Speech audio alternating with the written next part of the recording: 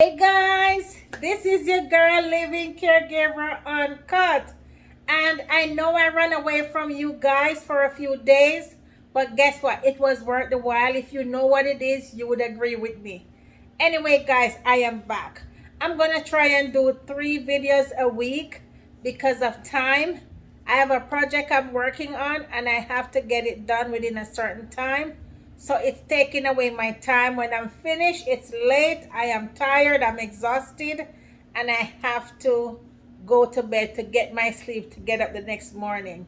Yes, I know you said it's 15 minutes, but it's 15 minutes that I have to think about what I'm going to talking about. Okay, guys, this is Living Caregiver Uncut, and it's your fearless girl, okay? Yes, we talk about caregiving on a whole. Whatever it is with caregiving, taking care of the elderly, traveling from state to state, working as a caregiver, or you're working in your state, this is the channel for you to learn about these things, what can happen, the good things, the not so good things. Okay, so we can make changes. We just don't break any HIPAA law, okay? All right, guys, I've been hearing from you, and I promise I will highlight your topics and what's going on because the topics is very interested with what's going on with some caregivers in different states. So, you know, I live in the state of Texas. So I am glad to hear from you from another state, and I will talk about your situation. Just give me some time. Guys, my subscribers, I can never call that word. My subscribers, my followers, thank you, thank you, thank you. You've been still following, even though I wasn't there for a few days. But I hope you understand. And if you know what it is, you'd agree with me 100%. So, guys, yes, I am home in our beautiful home. So, as you can see, as I said, these are the things you can invest your money in as a caregiver. Okay, our topic that we were talking about, it was dementia. And I'm going to wrap up that topic because I have a list of things I got to talk about. So let me talk to the family for a few minutes and then I'll get back to the caregiver. Family member, when you have a caregiver who is taking care of your loved one who has dementia, be realistic. I know it's hurt to know that your mom or your dad or your loved one, whatever that person is to you, it means so much to you and you don't want to see them in this condition. But let me tell you something. You got to trust your caregivers. You have to trust your caregivers. Okay, so if you call and your mom says, "Oh, honey, I don't eat from morning, the caregiver doesn't feed me." Do you really believe that the caregiver doesn't feed your mom? No. Your mom has been fed. Okay? Yes, she just don't remember if she have ate. Okay? All right, so don't be aggressive with the caregiver and putting up cameras to see if your mom are fed. I don't think no caregiver would sit there with your mom and don't feed her all day. No. That caregiver, I don't think she's born yet. She's not gonna born because she's in the pit of hell. So that caregiver is not gonna be born. You know, caregivers who work with the elderly, I can tell you 99.99% of them really love the elderly. And you have some that really and truly love the elderly. And there's no way they're gonna sit there with the elderly and doesn't feed them. These people are in your home working. I can understand in some nursing homes. I've worked in nursing homes as a private caregiver and I've walked by and see they place food in the room and the staff there place the food in the room.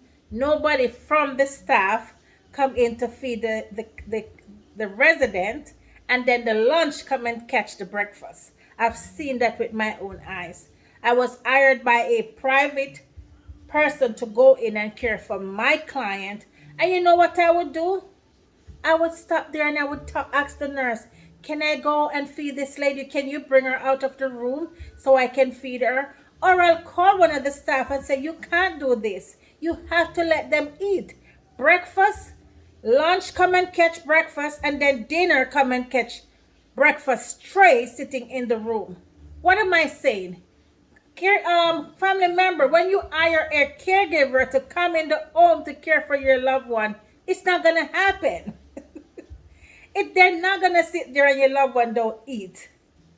They don't have that kind of heart. And the resident in the nursing home, I don't think the caregiver inside there, the CNAs and whatever aid, if they have that kind of heart to know that that person is not fed. I just think they're, bombarded with so much patients, so much resident inside there. 19 resident per CNA, or 12 resident per CNA. So they just overwork. They're stretched real thin. I don't think from the bottom of my heart that they would sit there and know, or kind of go hide or linger somewhere and know that this elderly person haven't been fed. No, I don't think they have those kind of heart. I really true do.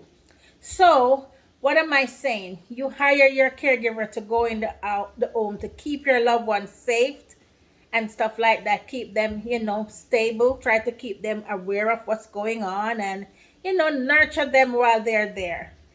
They're not gonna sit there and don't feed your loved one. So let's think positive. And so if you want to put up your camera, that's fine with me. Put your camera all you want. Because as for me, I don't have to be wondering, oh, if I'm going to do something wrong or right and things like that. So caregivers, if you work in a home where a camera is, as long as the camera is not in the bedroom that you sleep, when you walk around naked or you come from the bathroom naked in your private room, that's fine. If they want to put it inside the rest of the home, that's fine with me too, because these things happen at times. I don't know what reason. There's so many things why family would do that. Maybe a bad experience. I'm not going to bash the family member either. But when you're going to put a camera to see if your mother eats, I just think the caregiver wouldn't go that route at all.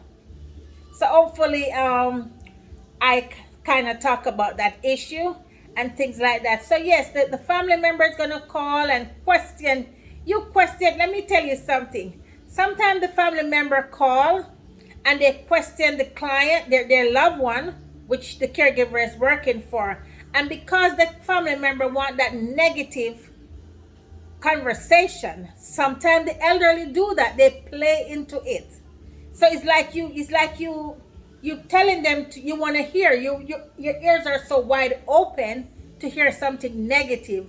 They'll tell you, I'm telling you, the clients, your loved one, they'll tell you what you want to hear in your ears. But when it doesn't even go like that, they're so happy and stuff, but they're like, oh, let she have something to think about, this, that, whatever. So don't play into those things. The elderly, they are smart. Even when you think they have dementia and they be going and stuff, like, let me tell you something. Some of them know what they're doing. They don't all lose it like that. They know bits and pieces here and there. Let me tell you something. I used to have this client, and she would wait until I go in my room when I take my shower and go in my room, and she would come and check to see if I'm sleeping. Yes, dementia patient, dementia clients.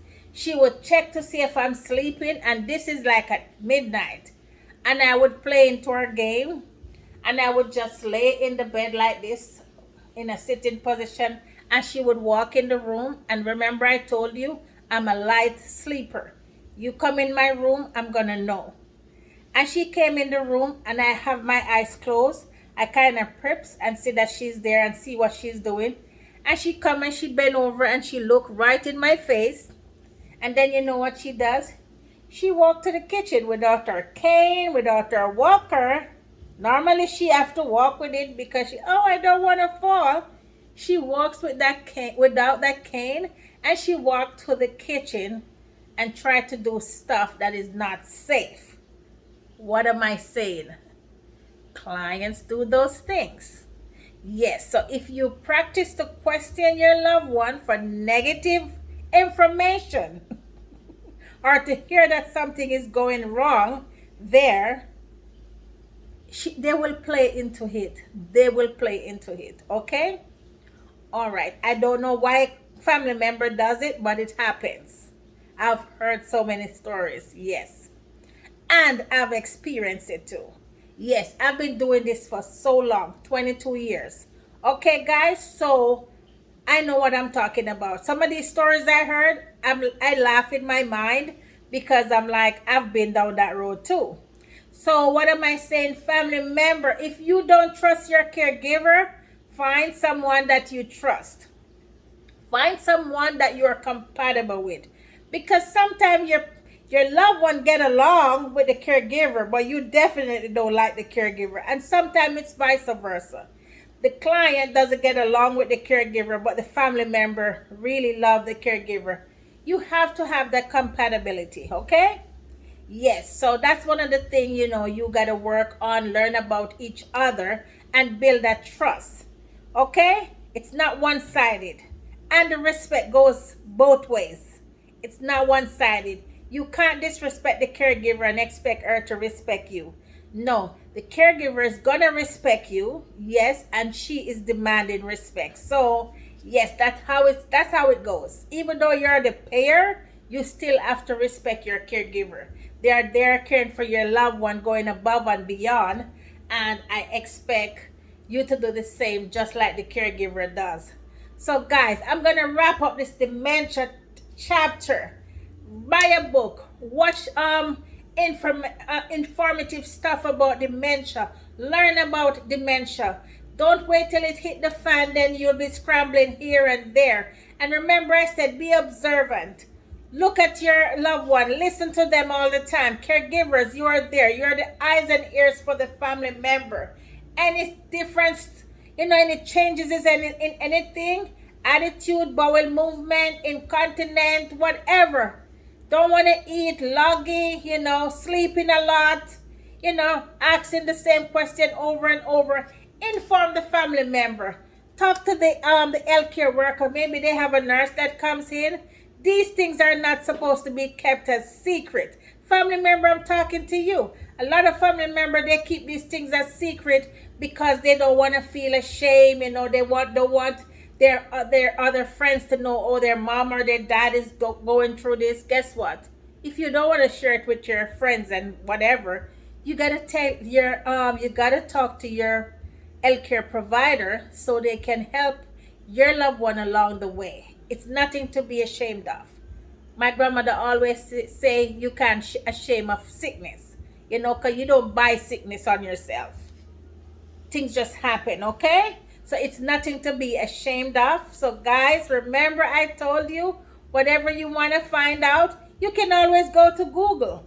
Look it up. So when you go to your doctor, you have good questions for him. Okay, and no question is good or bad when you go to the doctor, because you want to know what's going on and he want to know what's going on with you as well, and your family members. So guys, I am gonna go. Guys, go over to YouTube and subscribe to my channel. Follow me on Facebook and Instagram at Living Caregiver Uncut. And remember, the uncut means is that we don't sugarcoat anything, okay? We don't kick it under the rug and then when the fan hits, it slaps us in our face.